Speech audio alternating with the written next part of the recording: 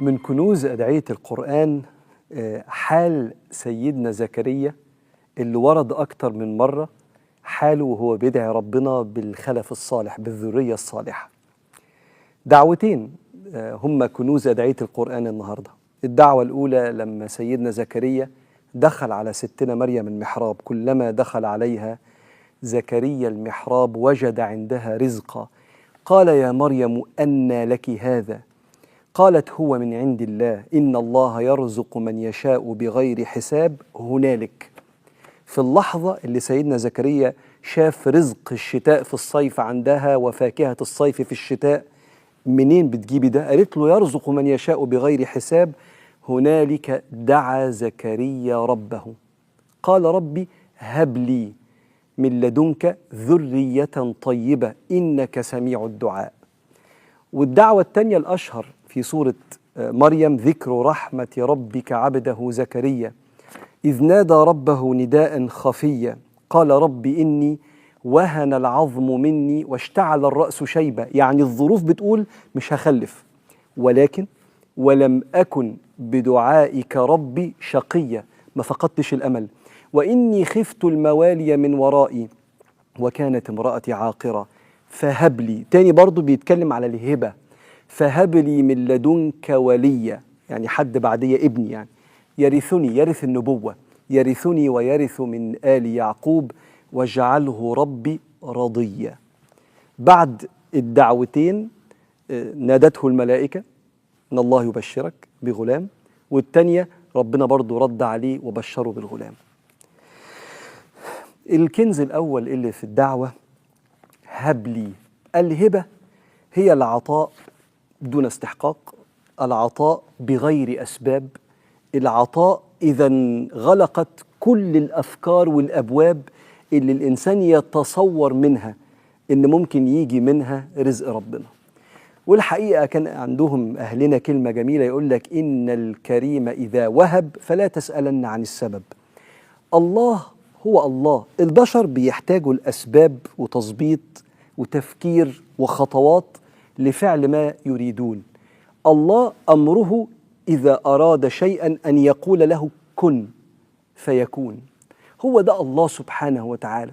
ليس هناك مقارنة ما بين قدرات البشر وما بين قدرة ربنا. عشان كده لا ينقطع في الله الأمل ما دامت الإيد ممتدة. هب لي من لدنك ذرية طيبة، فهب لي من لدنك حاجة من عندك أنت يا رب وليا. ينزل ربنا إلى السماء الدنيا حين يكون الثلث الأخير من الليل ينادي على العباد هل من مستغفر فأغفر له مهما كانت الذنوب. هو اللي بيعرض، فلا يتصور إنسان إن لما ربنا يعرض فهقول له على ذنب معين يطلع أكبر من رحمة ربنا، أكبر من عفو ربنا. هو اللي قال، فبيقول لهم هل من مستغفر فأغفر له، هل من تائب فأتوب عليه، والثالثة هل من داع فأستجيب له. والعلماء علمونا في تفسيرهم لأن الحديث أن الدعاء والقدر يعتلجان، يعني يتصارعان. لما يقعدوا يتكلموا على مسألة الدعاء والقدر يقولوا إن في أقدار حتمية خلاص هتحصل، وفي أقدار معلقة. الأقدار المعلقة دي معلقة على أفعال معينة، فإذا فعل العبد كذا أخذ كذا، فإذا دعا أخذ، لم يدعو قد لا يأخذ.